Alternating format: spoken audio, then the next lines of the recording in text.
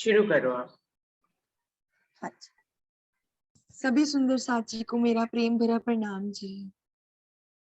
बोलो श्री प्राणनाथ प्यारे की जय। बोलो श्री सतगुरु महाराज की जय। श्री कीर्तन ग्रंथ का ये प्रकरण। साथ जी पहचानियो, साथ जी पहचानियो, ए वाणी समया फजर। साथ जी पहचानियो, ए वाणी समया फजर।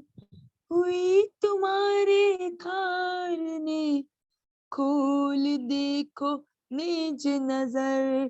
साथ जी पहचानियो, साथ जी पहचानियो, ए वाणी समया फजल।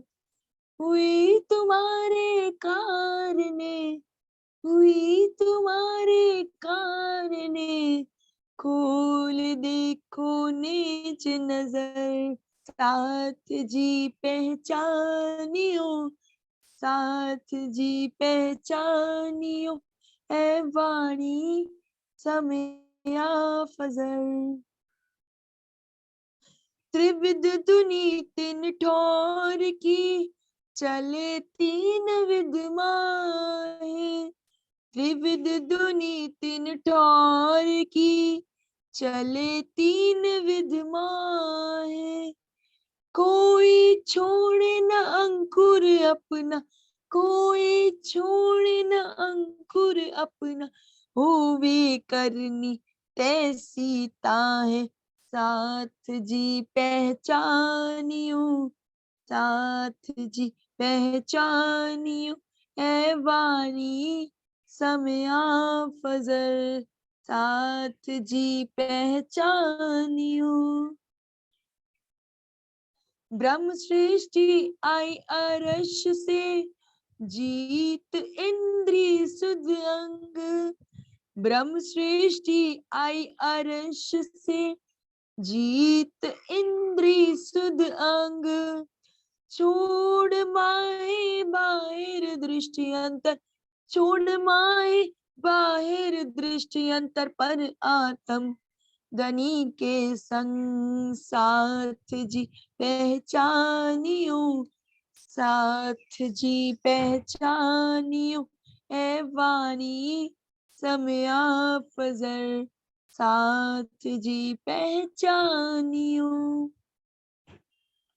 वतन के अंकुर बिना, इत दुनी करे कई बल। वतन के अंकुर बिना, इत दुनी करे कई बल। मुक्त सुख इत होसी, मुक्त सुख इत होसी, पर पावे ना धाम नह चल। साथ जी पहचानियो, साथ जी पहचानियो, ए वाणी समया फजर। साथ जी पहचानियो। कदी सो बरस रहो साथ में, धनी अनुभव सो बेर। कदी सो बरस रहो साथ में, धनी अनुभव सो बेर। मूल अंकुर दया बिना, मूल अंकुर दया बिना, ले कल में डाले अंधेर। साथ जी पहचानियो, साथ जी पहचानियो, ए वाणी समया फजर। साथ जी पहचानियो। श्री महामती कहे तीन वास्ते, ए तीनों है शामिल। श्री महामती कहे तीन वास्ते, ए तीनों है शामिल। करनी कृपा अंकुर, करनी कृपा अंकुर, वाके छिपे न अमल, साथ जी पहचानियो, साथ जी पहचानियो, ए वाणी समया फजल, साथ जी पहचानियो, ए वाणी समया फजल। हुई तुम्हारे कारणे, हुई तुम्हारे कारणे, खोल देखो निज नजर, साथ जी पहचानियो, साथ जी पहचानियो, ए वाणी समया फजल, साथ जी पहचानियो। बोलो श्री प्राणनाथ प्यारे की जय, बोलो श्री सद्गुरु महाराज की जय। सभी सुंदर साथ जी को मेरा प्रेम प्रणाम जी। प्रणाम जी। प्रणाम जी, प्रणाम जी। सभी सुंदर साथ जी को प्रेम प्रणाम जी। धन्यवाद चित्रांश जी। सुंदर साथ जी शुरू करते हैं अपनी आज की बैठक। प्रथम लागू दोई चरण को, धनिये न छुड़ाइयो खीन, लाख तली लालेड़िया, मेरे जीव के ही जीवन, इन पाँव तले पड़ी रहो, धनी नजर खोलो बातूर, पलना वालों निरखो नेत्रे, मेरे जीव के ही जीवन, मेरे जीव के ही जीवन। चर्चा प्रारंभ होत है, सुनो साथ चित दे, भजो राज क्षमा श्री प्राणनाथ, सखी जीवन हमारोए, श्री महामति कहे साथ जी, भया चर्चा का वक्त, अब तुम सुनियो चित दे, लाल आगे आए बैठे इन तखत, लाल आगे आए बैठे इन तखत। बोलिए श्री प्राणनाथ प्यारे की जय, बोलिए श्री सद्गुरु महाराज की जय।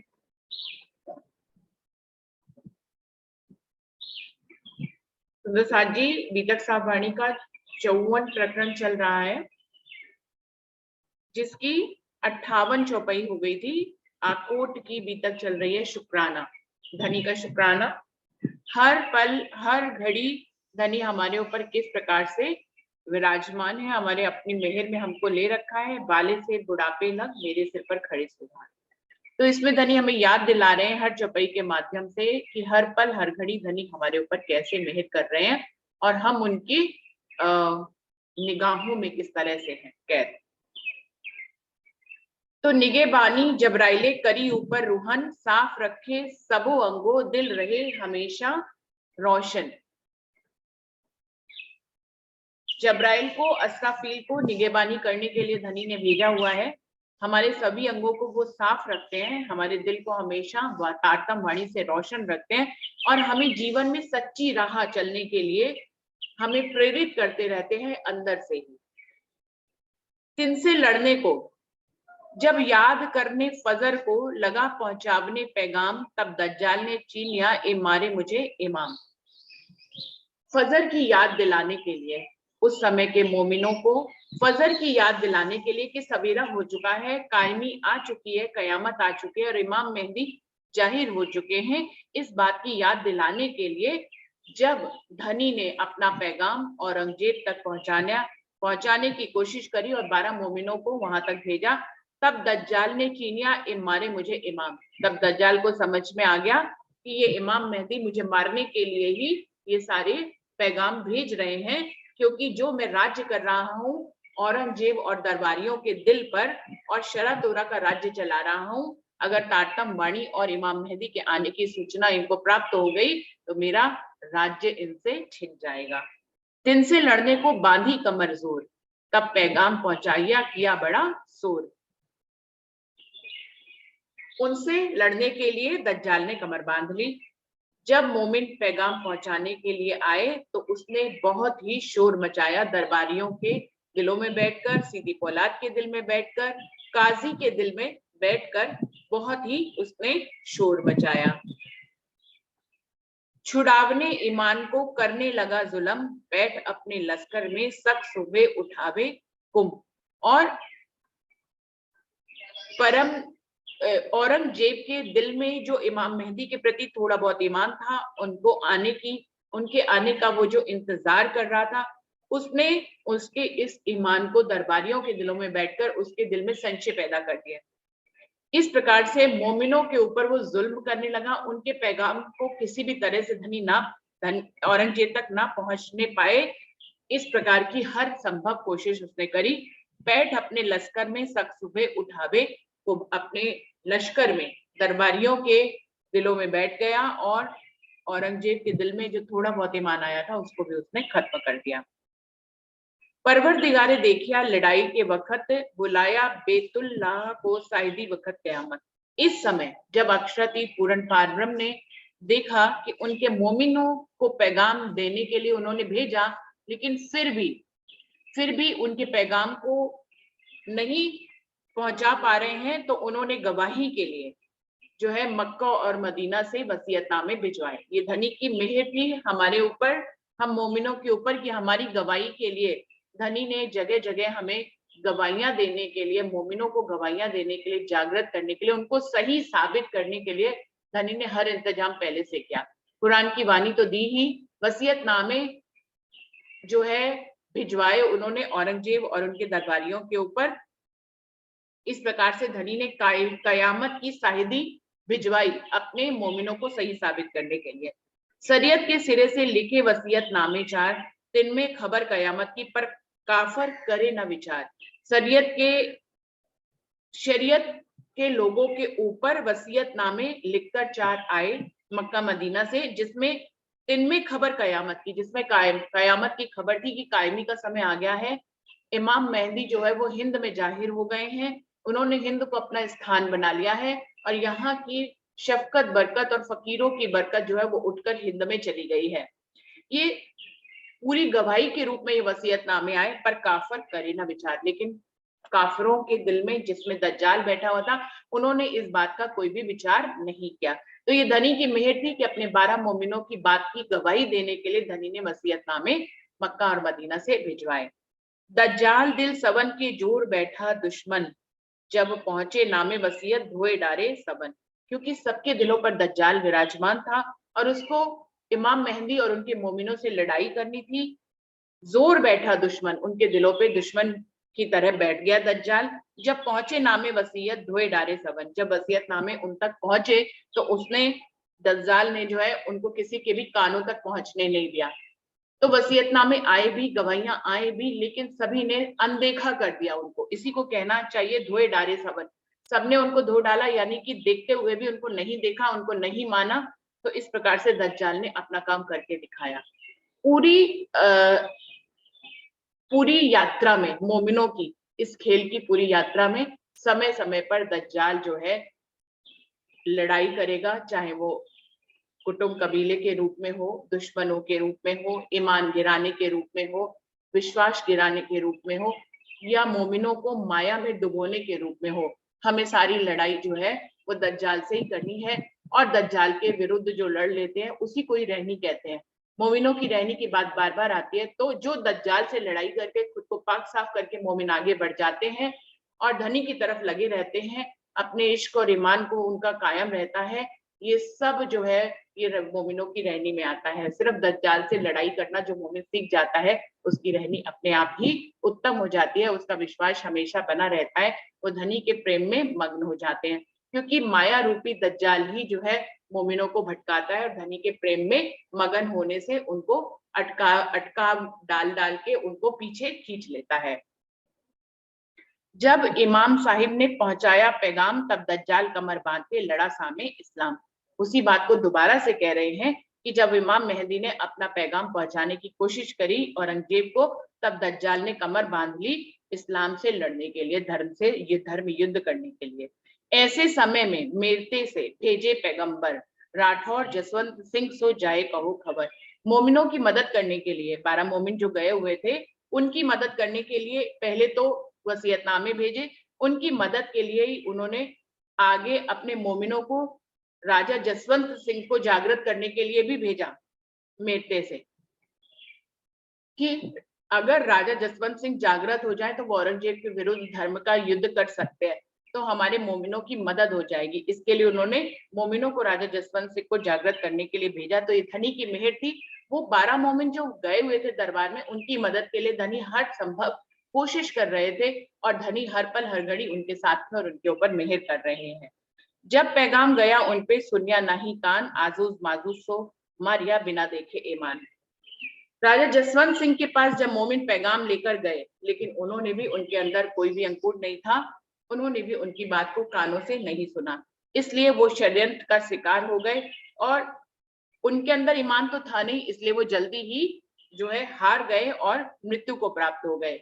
फिर आए दिल्ली शहर में, तब भानी सामी सरियत ए आया हमें उठावने फर्दा रोज कयामत। फिर जब दिल्ली शहर में आए शिरजी साहिब जी शरीयत के विरुद्ध युद्ध करने के लिए, तब दज्जाल को समझ में आ गया कि ये मुझे जड़ से उखाड़ने के लिए आए हैं, ये वही कायमी का दिन आ गया है और इस दिन जो है मेरा अंत निश्चित है, इसलिए वो फिर से उनसे लड़ने लग गया।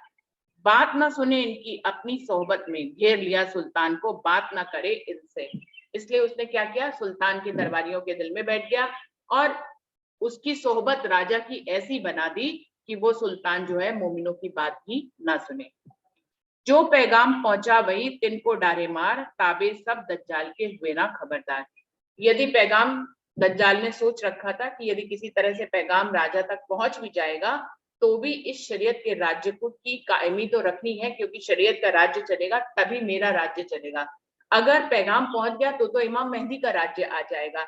इसलिए उसने सोच रखा था कि यदि पैगाम पहुंच भी जाएगा तो भी उस पैगाम को वो सुनने नहीं देगा, या जो जो उस पैगाम को सुनेगा उसको जो है वो मार डालेगा दज्जाल, जिससे कि शरीयत का राज्य हमेशा बना रहे। जब सुल्ताने सुनी दौड़ा तरफ ईमान, तब दज्जाले आड़े आए के भान दई पहचान।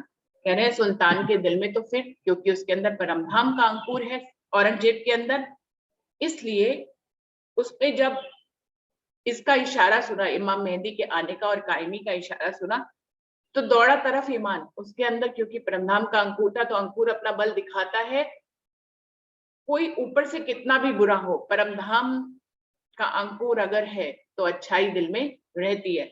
ये बात औरंगजेब के व्यक्तित्व में दिखाई देती है। सुंदर साथ जी ऊपर से बहुत बुरा था, हिंदुओं को मारता था, उनके मंदिर गिरा देता था, उनको जबरदस्ती मुसलमान बनाता था, लेकिन ईमान उसका बहुत पक्का था। भले चाहे इमाम मेहदी के ऊपर ईमान लाने में उसने बहुत देर लगाई हो या अब तक ना लाया हो, लेकिन खुदा के ऊपर ईमान उसका बहुत ज्यादा था। और जैसे ही उसने इमाम मेहदी के आने की बात सुनी, दौड़ा तरफ ईमान, उसके अंदर का ईमान जो है वो उन तक आकर्षित होने लगा, उन तक पहुंचने की वो कोशिश करने लगा। तब दज्जाल आड़े आए के भान गई पहचान। लेकिन उसके अंदर ये संशय पैदा कर दिया गया दज्जाल के माध्यम से, और उसके अंदर जो पहचान इमाम मेहदी की थोड़ी बहुत आई भी थी वो खत्म हो गई, दज्जाल ने खत्म कर दी। तो वो ईमान की तरफ दौड़ता तो था, लेकिन दूसरी तरफ दज्जाल उसको अपने शिकंजे में फंसा लेता था, इसीलिए औरंगजेब की जागनी उस समय नहीं हो पाई। बस बसा करने लगा ऊपर छाती के, छूटत तुमसे साहिबी क्यों मानत होए। दज्जाल उसके दिमाग में बैठकर उसको ये समझाने लगा कि तुम अगर इमाम मेहदी के शरण में चले जाओगे तो छूटत तुमसे साहिबी, ये सारा साम्राज्य तुमसे छूट जाएगा, तुम्हारी जो इतनी साहिबी, जो इतनी बुजुर्गी है वो तुम्हारे हाथ से चली जाएगी। क्यों मानत हुए, इमाम मेहदी को मान के तुम्हें क्या मिलेगा, तुम खुद उनके शरणार्थी हो जाओगे, उनके चरणों में विराजमान होंगे, सारा राज्य तुमसे छूट जाएगा, इमाम मेहदी का राज्य आ जाएगा। तो ये उल्टी तरह से समझाता है। हमारे दिल में जब कभी भी कोई उल्टी बात आती है सुंदर साथ जी, जो देखने में सीधी लगती है, सबसे बड़ी बात यह है कि जिसके दिल में उल्टी बात आती है उसको ये लगता है कि वो सीधा ही सोच रहा है। ये सबसे बड़ी इस ब्रह्मांड की तासीर है, कहना चाहिए, जहां पे हर व्यक्ति, उसके अंदर कोई भी विचार आए तो वो उसको सही समझता है वो, और उसको जागृत करने के लिए अगर सामने वाला कोई कहता भी है, उसको ये बात जताता भी है कि तुम्हारे दिल में गलत बात आ रही है, तो भी वो उसको गलत समझता है, लेकिन खुद को हमेशा सही समझता है। तो ये हमारे व्यक्तित्व के ऊपर एक टोना है इस ब्रह्मांड का, जिसमें हर व्यक्ति, मैं हूं, आप हो या कोई भी हो, इस दुनिया में हर व्यक्ति खुद को ही सही समझता है, अपने विचारों को सही समझता है और अपनी चाल को ही सही समझता है। बहुत ही कम हम में से ऐसे होते हैं जो जागृत होते हैं तारतम्य वाणी से और स्वयं की गलतियों को देखते हैं और उनको खत्म करने की कोशिश करते हैं। तो ये एक अच्छा फीचर है अगर हम अपनी गलतियों को देखकर उसको सुधारने की कोशिश करते हैं। तो यहाँ पर वो उसके अंदर ये विचार डाल देता है उसके दिमाग में औरंगजेब के कि छूटत तुमसे साहिबी क्यों मानत हुए तुम औरंगजेब,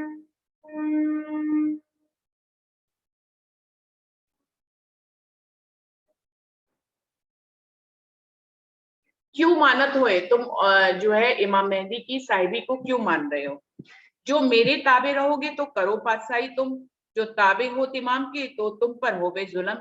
औरंगजेब, दज्जाल ने औरंगजेब के दिल में क्या डाल दिया? जो मेरे ताबे रहोगे तो करो पातशाही तुम, यदि मेरे अधीन होकर तुम जो है उनकी शरण में नहीं जाओगे तो तुम इस पूरे हिंदुस्तान पर राज्य करोगे, तुम बादशाह बने रहोगे।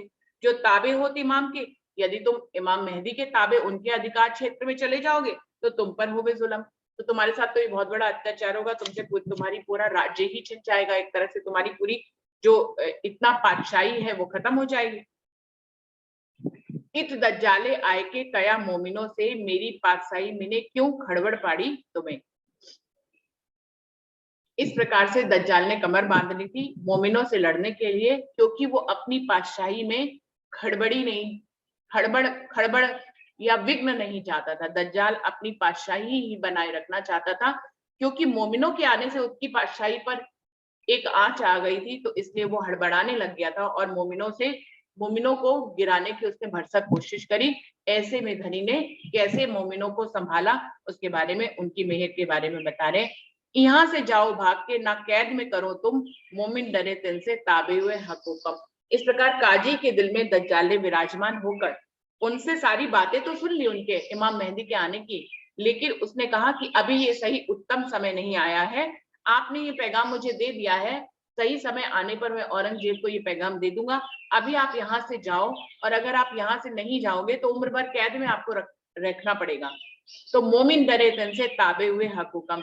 इस प्रकार से मोमिन थोड़ा सा डर गए कि जिंदगी भर कैद में बितानी पड़ेगी, इसलिए धनी के हुक्म का इंतजार करते हुए कि जब धनी का हुक्म होगा तभी औरंगजेब तक पैगाम पहुंचेगा, हमने अपनी सारी कोशिशें कर ली है। तब मोमिन जो है औरंगजेब के दरबार को छोड़कर अपने इमाम मेहदी के पास वापस आ गए। दज्जाल गुस्से हुए के पैगाम दिया भान, मोमिन कैद करके फेरी दृष्टि सुल्तान। लेकिन जब तक परमधाम के मोमिन वहां पर अपने पैगाम को लेकर बैठे रहे तो दज्जाल एकदम उनके ऊपर खफा होता रहा और अपना कहर उनके ऊपर ढाता रहा।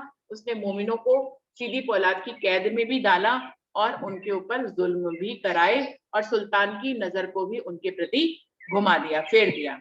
तब हक सुबह ने देखिया, तखत से दिया उठाए, सही के कसाले मोमिन पनाह में लिए बचाए। कह रहे हैं जब मोमिनों के ऊपर इतनी यातनाएं धनी ने देखी कि मेरे मोमिनों के ऊपर इतनी यातनाएं दी जा रही हैं, तब उन्होंने मोमिनों को पहले तो वापस बुला लिया राजे महाराज ने, और फिर औरंगजेब के दिल में एक डर बैठा दिया। औरंगजेब को अपने सिंहासन के ऊपर शेर दिखाई देता था, वो जब भी सिंहासन पर बैठने लगता था उनको वहां पर एक शेर दिखाई देता था और वो उस शेर को डर जाता था और सिंहासन से गिर जाता था। तो कह रहे हैं कि धनी की मेहर थी, अपने मोमिनों की सच्चाई को सिद्ध करने के लिए धनी ने औरंगजेब को तरह तरह से सबक सिखाए। तब हक सुबह ने देखिया, तखत से दिया उठाए, उसको उनके ही तखत से, जिस साहिबी के तखत पर वो विराजमान होता था वहीं से उसको गिरा दिया। सही के कसाले मोमिन पनाह में लिए बचाए। माना कि 12 मोमिनों ने बहुत से कष्ट सहे, लेकिन फिर धनी ने उनको अपनी पनाह में बुला लिया और फिर से उनको उनकी सुरक्षा करते हुए उनको अपनी मेहर में ले लिया। ये धनी की मेहर थी कि 12 मोमिन वहां से सही सलामत बचकर वापस आ गए। उदयपुर आए पहुंचे, दिया रानी को पैगाम, तित दज्जाल बैठा था लड़ा साथ इमाम। फिर उसके बाद क्योंकि ये इल्हाम तो था ही धनी को, मिराज ठाकुर को, इंद्रावती जी को, कि एक राजा मिलेगा जो औरंगजेब से युद्ध करेगा। तो उदयपुर पहुंचे, वहां पर राजा को पैगाम दिया, देने की कोशिश करी, उसको जागृत करने की कोशिश करी, लेकिन उसके दरबार में बहुत से पंडितों के रूप में दज्जाल विराजमान था और उसने और इमाम मेहदी के पैगाम को राजा तक पहुंचने नहीं दिया। तो दज्जाल हर समय जिस जिस राजा को धनी जगाने की कोशिश करेंगे, उस राज्य के दरबारियों के दिल में या पंडितों के दिल में कोई भी कारज कारण बनाकर दज्जाल जो है इमाम मेहदी के पैगाम को पहुंचने नहीं देगा। पीछे सुल्तान आए के मार उठाया तिन, राखे पनाह में इनको पहुंचे मंदसौर मोमिन। फिर जब उदयपुर के राजा ने भी इमाम मेहदी के पैगाम को नहीं सुना, तो उसके बाद औरंगजेब ने उदयपुर में चढ़ाई कर दी, जहां पे उदयपुर पूरा तहस नहस हो गया। वहां से भी धनी ने अपने मोमिनों को पनाह में रखते हुए बचाया और मंदसौर पहुंच गए। जब तब हक सुभान सो इनो करी अरज, सोड़ दज्जाल का देखे वास्ते उम्मत की गरज। जब राजी महाराज को पता लगा कि उनके मोमिन जो है उदयपुर में पहाड़ों में भूखे प्यासे जो है परेशान हो रहे हैं, तो धनी ने मूल मिलावे की तरफ अपना मुख कर उनके लिए अर्जी की। इस अर्जी को धनी ने तुरंत ही सुना और अपने मोमिनों को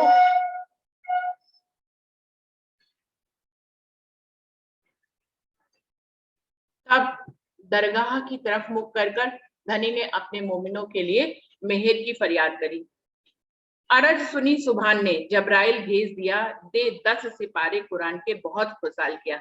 तब धनी की अर्जी को मूल स्वरूप अक्षरातीत पूर्ण पारब्रह्म ने तुरंत ही सुना और जबराइल के माध्यम से कुरान के 10 सिपारों को किरंतन के 6 प्रकरणों के रूप में धनी ने जो है दुनिया में भेजा। धनी के आवेश से ये वाणी अवतरित हुई, जिसमें मोमिनों की को दुनियाविक दुखों से मुक्ति छुटकारा पाने के लिए ये 6 प्रकरण है। सुंदर साथ जी आज भी जो है इन प्रकरणों को सुंदर साथ को दिया जाता है। जो सुंदर साथ बहुत ही मायावी कष्टों से गुजर रहे होते हैं, तो हमारे परमहंस और राज्य का ये संदेशा जो है इस वाणी के रूप में कि इन 6 प्रकरणों का पाठ सुंदर साथ करते हैं तो उनके जो है सांसारिक दुखों से वो सांसारिक दुख उनके उनसे दूर भाग जाते हैं। तो इनकी शफकत बरकत तो ब्रह्मांड के अंत तक रहेगी, क्योंकि वाणी में शफकत बरकत धनी ने खुद ही इन 6 प्रकरणों में दी है। तो जो सुंदर साथ दिल से आज भी इनका जो है पाठ करता है नियम पूर्वक, कितने भी दिन पाठ कर लीजिए, 21 दिन कर लीजिए, 51 दिन कर लीजिए, 108 दिन कर लीजिए, कैसे भी कर लीजिए, तो रोज 21 बार या 51 बार पढ़ के बड़े दिल के भावों से उन कष्टों के निवारण के लिए जो सुंदर साथ आज भी इन प्रकरणों को पढ़कर अर्जी करता है, तो उसकी ये मनोकामना पूर्ण होती है। तो ये धनी ने हमारे ऊपर मेहर करी है कि हमें मायाविक दुखों से छुड़ाने के लिए भी धनी ने वाणी अवतरित करी है। कहां से उज्जैन में रहे केतिक दिन, वास्ते दीन इस्लाम के थे कोई कोई मोमिन। वहां से जो है मंदसौर से फिर उज्जैन की तरफ मोमिन बढ़े और जहां पर 22 दिन रहे वहां पे भी कुछ मोमिन थे जिनको जागृत किया धनी ने अपनी मेहर से। फिर बुरहानपुर से होए के पहुंचे औरंगाबाद, बुलाए भाव सिंह ने हुआ कछु किने स्वाद। फिर बुरहानपुर से होते हुए औरंगाबाद पहुंचे, जहां भाव सिंह राजा को जागृत करने के लिए पूरी कोशिश की गई। उन्हें तो धर्म का कुछ स्वाद भी लगा। अपने अंकुर माफक लाभ हुआ इन्हें, लगा माजजा मांगने वाका हुआ तुमसे। क्योंकि भाव सिंह राजा जो है वो ईश्वर सच्ची थे, तो योग माया तक तो उनकी नजर पहुंच सकती थी। अपने अंकुर माफक उन्होंने सुख भी लिया, लेकिन परम धाम की को देखने की शिरडी साहिब जी से जिद करने लगे, क्योंकि पात्र पूरे नहीं थे। इसलिए बहुत ही जिद करने पे जब धनी ने दिखाने की कोशिश करी तो उनका धाम गमन हो गया, उनका तन छूट गया। इन समय इस दज्जाल ने बड़ी कड़ी तलाश, रखे मोमिन को पनाह में भानी दज्जाल की आस। जैसे ही भाव सिंह राजा का निधन हुआ, वैसे ही फतेह अल्लाह ने जो है पूरे उनके राज्य को अपने अंडर में ले लिया और शिरडी साहिब जी और मोमिनों को ढूंढने लगा कि किसी तरह से उनको जो है वो पकड़कर कैद में कर ले। लेकिन मोमिनों को धनी ने अपनी मेहर से बचाया, उन तक सही समय पे सही पैगाम पहुंचा और वो जो है पार निकल गए बढ़कर दरवाजे से आगे, और जो फतेह अल्लाह थी उसकी इच्छा पूरी नहीं हो पाई। भेजा संदेशा खुदाई ने बनी इसराइल करो याद, तुम पीछे खबर फेरून की सो में खबर दई बुनियाद। कह रहे हैं जो खुदा ने हमें संदेशा भेजा है कुरान के रूप में, उसमें एक किस्सा आता है कि बनी इसराइल की उम्मत को जो है बनी इसराइल की उम्मत को फेरून जो है वो परेशान करता था। तो मूसा पैगंबर ने हेरून की मदद से फ़िरौन की उम्मत को दरिया में गर्क कर दिया। ये ऐसा किस्सा कुरान में आता है। तो सुंदर साथ जी, ये किस्सा ऐसे घटता है। बनी इसराइल जो है वो सुंदर सात मोमिनों को कहा गया है। फ़िरौन जो है वो औरंगजेब को कहा गया है। हारून महाराजा छत्रसाल जी को कहा गया है और मूसा पैगंबर, इमाम मेहदी अक्षरादि पूर्ण पारब्रह्म को कहा गया है कि इनकी सेना को उन्होंने कुलजम रूपी दरिया में गर्क कर दिया, फ़िरौन की सेना को। और हारून की सेना को उन्होंने अपनी चमत्कारिक लाठी से एक पुल बन गया कुलजम नदी के ऊपर, जिससे उनकी सेना पार चली गई। लेकिन फ़िरौन की सारी सेना जो है वो कुलजम में दरिया में गर्क हो गई। तो ये जो किस्सा है कि कुरान के हिसाब से कि फ़िरौन यानी औरंगजेब की सारी सेना का साम्राज्य खत्म हो गया, वो दरिया में गर्क हो गए और हारून की सेना पार हो गई। यानी कि सुंदर सात परम धाम के मोमिन जिन्होंने धनी की मेहर के तले थे, वो पुल बन के माध्यम से पार हो गए। यानी कि वो इस शरीयत तरीकत हकीकत से पार होकर मार्फत तक पहुंच गए इस तारतम वाणी के माध्यम से। तो इस किस्से को यहाँ पर धनी बता रहे हैं कि धनी ने अपनी मेहर से जो होने वाला था उसको पहले से ही कुरान में लिखवाया हुआ था। दई तुमको मैं कुलजम, इनको किया गर्क, पढ़ो मेरे कलाम को भागे सारी सक। धनी कह रहे हैं मैंने ये कुलजम स्वरूप की वाणी तुम्हें दी है, इनको किया गर्क। इनको किया गर्क से क्या मतलब है कि इस तारतम वाणी के प्रकाश में जो भी इसके ऊपर विश्वास नहीं होएगा, जो इसके ऊपर विश्वास नहीं लाएगा, इसके संदेशों को नहीं समझेगा, उनको किए गर्क, उनको तो धनी गर्क ही कर देंगे। बिल्कुल वैसे ही जैसे कि फ़िरौन की सेना इस कुलजम वाणी के प्रकाश में आते ही उनके सारी चीजें ध्वज हो गई, उन्होंने मोमिनों को प्रणालित किया था, तो आज उनका साम्राज्य मुसलमानों का खत्म हो गया। तई तुमको मैं कुलजम, इनको किए गर्क, पढ़ो मेरे कलाम को भागे सारी सक। कितनी सुंदर चौपाई है सुंदर साची, जो हमारे ऊपर हर पर हर घड़ी जो है ये काम करती है। क्या कह रहे हैं, पढ़ो मेरे कलाम को भागे सारी सक। हम इतना वाणी मंथन करते हैं, उसके बावजूद भी जो सुंदर साथ कभी कोई टॉपिक भेजते हैं तो उनका कई बार जो है संशय का निवारण नहीं हो पाता है, इतने भी वाणी मंथन के बाद। लेकिन धनी यहाँ पर संदेशा दे रहे हैं कि पढ़ो मेरे कलाम को भागे सारी सक।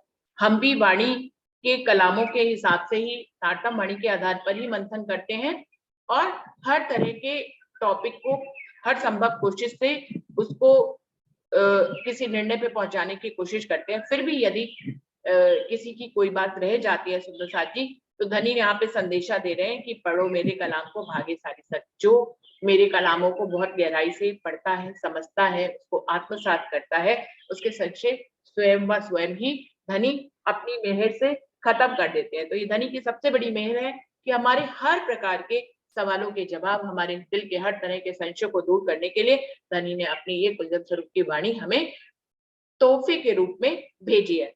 ये सारी दुनिया के शास्त्रों को खोलने वाली चाबी तो है ही है, ये हमारे दिल के तालों को खोलने वाली चाबी तो है, चाबी भी है। ये धनी के दिल के तालों को खोलने वाली चाबी भी है कि इसमें धनी ने अपने मार्फत के, अपने दिल के सारे भेदों को हकीकत रूप में यहाँ पर बयान किया है। तो ये कुलजम हमारी जो नियामत है, कुलजम स्वरूप वाणी, ये धनी की हम मोमिनों पर सबसे बड़ी मेहर है। क्योंकि हम किसी को माने न माने, हम किसी के शब्दों को माने न माने, हम किसी के व्यक्तित्व में वो मोमिनों को देख पाए ना देख पाए, हमें किसी भी तरह की कोई भी बात हो, लेकिन हम इस कुलजम स्वरूप की वाणी को जरूरी मानते हैं और धनी ने इसी को इस सिंहासन पर विराजमान किया है। आज यही वाणी जो है सबके संशयों को खत्म कर रही है।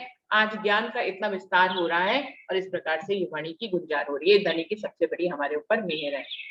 श्री महामती का ये मोमिनो शुक्राना ले आओ बजाए, दज्जाल सो लड़ाई और क्यों कर लिए बचाए। श्री महामती जी कह रहे हैं, मेरे परम धाम के मोमिनो, धनी का शुक्राना हमें हर पल हर घड़ी बजाना चाहिए, क्योंकि धनी दज्जाल से जो लड़ाई होती है मोमिनों की, उसमें से हमें जो है बचाने का काम धनी हर पल हर घड़ी करते हैं। हमारी जब तक ये जीवन यात्रा चलेगी, हमारी दज्जाल से लड़ाई चलेगी। चाहे वो सामने के रूप में दज्जाल आए, चाहे हमारे मन के अंदर बैठकर हमारा मन रूपी दज्जाल हमें भटकाए, चाहे हमारे आसपास के लोगों के बीच में दज्जाल हमें भड़काए और हमारे रास्तों को अवरुद्ध करे, या किसी भी ढंग से जो है दज्जाल हमसे लड़ाई करता है, तो धनी ने हमें हर पल हर घड़ी बचाया है हमें इस शुक्राने को हर पर हर घड़ी धनी के बजाते रहना चाहिए। श्री महामती जी हमें इस प्रकरण के माध्यम से ये संदेश दे रहे हैं कि हमें हर पल हर घड़ी हम धनी की मेहर के तले हैं और हमें हर पल हर घड़ी धनी का शुक्राना बजाते रहना चाहिए। हमारे ऊपर से, हमारे अंदर से दुख में, दर्द में, सुख में जब भी कोई शब्द मिले तो यही निकले कि धनी तुम्हारी मेहर हमारे ऊपर है, धनी तुम्हारी मेहर हमारे ऊपर है। तो आज से ये कीवर्ड हम सुंदर साथ बनाएंगे इस प्रकरण को पढ़ने के बाद कि हर पल हर घड़ी धनी की मेहर तो हमारे ऊपर है ही है, लेकिन उसको हमें अपने हर पल हर घड़ी में रिमाइंड भी करना है, मुख से भी कहना है। जैसे हम हर समय राज्य श्यामा जी कहते हैं, वैसे हम धनी की मेहर भी कहते रहेंगे। तो धनी की मेहर तो है ही है, लेकिन हमें अपनी तरफ से भी शुक्राना बजाते रहना चाहिए, धन्यवाद करते रहना चाहिए। आज पूरी सृष्टि ये संदेश देती है, आप यूट्यूब खोलिए, कि हमें परमात्मा का शुक्र हमेशा बजाते रहना चाहिए, हमेशा उसके शुक्राने को याद करते रहना चाहिए, अपने दिल में सजोते रहना चाहिए। तो किसी के ऊपर अगर मेहर नहीं भी हो रही होती है तो मेहर बरसने लग जाती है। तो सुंदर साथ जी, जैसा हम अपने बारे में सोचते हैं कि हमारे ऊपर धनी की मेहर है, हमारे ऊपर धनी की मेहर है, तो मेहर होती ही रहती है। तो हमें हर पल हर घड़ी धनी के शुक्राने को बजाते रहना चाहिए। तो सुंदर साथ जी यहीं पे चौपाई को पूरा दोहराते हैं। श्री महामती कहे ए मोमिनो, शुक्राना लियाओ बजाए, दज्जाल सो लड़ाई और क्यों कर लिए बचाए, और क्यों कर लिए बचाए। बोलिए श्री प्राणनाथ प्यारे की जय, बोलिए श्री सद्गुरु महाराज की जय। प्रकरण 54 पूरा हो रहा है, चौपाई 3018 यहाँ पर पूरे हो रही है। अब आगे सोमवार से लालदास लस्कर दिल्ली कासियों के पास हो गए, हम प्रकरण 55 प्रकरण पे आगे बढ़ेंगे। तो सुंदर साथ जी यहीं पर ये बैठक समाप्त होती है और हमारा समय भी खत्म हो रहा है। तो धनी की मेहर के नीचे हम हर पल घड़िए, धनी का धन्यवाद। हम इसी के साथ आज अपनी बैठक बंद करते हैं। बोलिए श्री प्राणनाथ प्यारे की जय, बोलिए श्री सद्गुरु महाराज की जय। धनी की मेहर हम पर हर पल हर घड़ी बरस रही है, बरसती थी, बरसती है और बरसती रहेगी। धनी की मेहर के तले हम हर पल हर घड़ी है। प्रणाम जी, प्रणाम जी सुंदर जी। प्रणाम जी, प्रणाम जी, प्रणाम जी, प्रणाम जी। प्रणाम जी, प्रणाम जी, प्रणाम जी।